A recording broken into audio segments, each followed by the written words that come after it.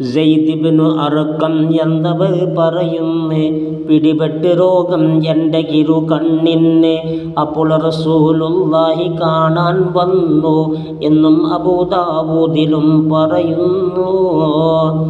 അതിരാവിലെ പോകുന്നവന് വൈകും വരെ, വൈകിട്ട് പോയവർക്കൊക്കെയും വെളുക്കും വരെ. അംലാക്ക് 70,000 തേടുന്നതാ, പൊറിക്കുവൻ റബ്ബേ എന്നവർ പറയുന്നവാ. ഒരു മുസ്ലിമായവൻ രോഗമായി കിടക്കുന്നു, കാണാൻ ഒരാൾ പോകുന്നു വീട്ടിൽ നിന്ന്.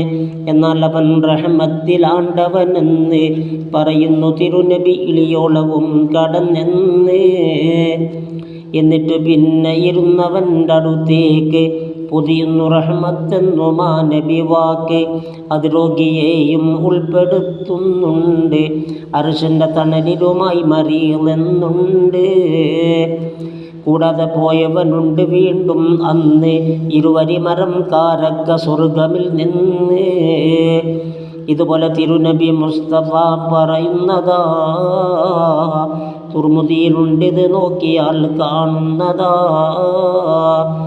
പോകുന്നവന് വുളുവുണ്ട് എന്നാൽ അവനെയും നിർത്തുന്നതാണ് ജഹന്നമിൽ നിന്നകലെയും എന്നുള്ളതും നബി മുസ്തഫ പറയുന്നതാ. നോക്കാം അബൂദാവൂദിലും കാണുന്നതാ.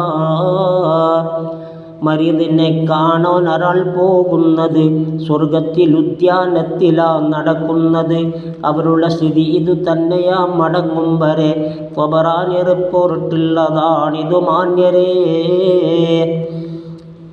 നുസഹത്തിലുണ്ടിവ നോക്കിയാൽ കാണുന്നതാ, 57 നോക്ക് 1 വന്നതാ. അർശിൻ്റെ തണലൊരു 3 കൂട്ടരിലുണ്ട് എന്നും ഹദീസിൽ വ്യക്തമായി കിടപ്പുണ്ട്. രോഗത്തിലായി കിടക്കുന്നവരെ നീ ചെന്ന് കാണുന്നതും 3 നിന്നൊന്ന്. മാതാപിതാവിനെ കീഴ്പ്പെടൽ 2, മയ്യത്ത് പരിപാലിക്കലും 3. മുസ്തറഫിൽ ഇത് നോക്കിയാൽ കാണുന്നതാ, 498 വിവരിച്ചതാ.